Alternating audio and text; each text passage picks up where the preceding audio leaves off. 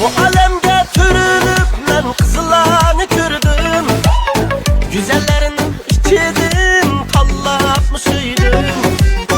Lekin bir kız yüreğimi tatılap yürüydüm. Hiç duymayan kızlar yığısı içim şiiriydim.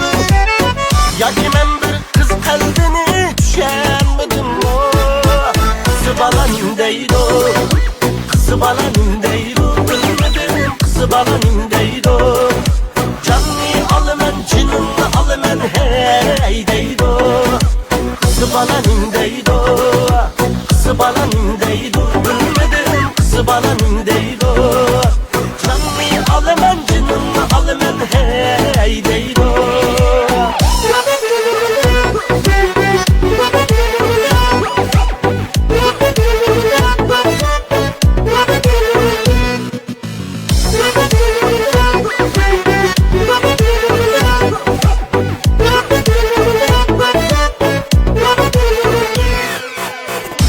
Şunca güzel bulgaç kömürler veyran. Şuna hiçbir söygünüm yok, üzüm heyran. Gururum barlikin gönlüm çiçilgan derya. Şuna hiçbir söygünüm yok, yüreğimen sersan. Yakim ben bir kız kalbini düşenmedim o. Kızı balanım deydi, kızı balanım deydi. Bilmedim kızı balanım deydi, canını alımen, cinini alımen hey deydi.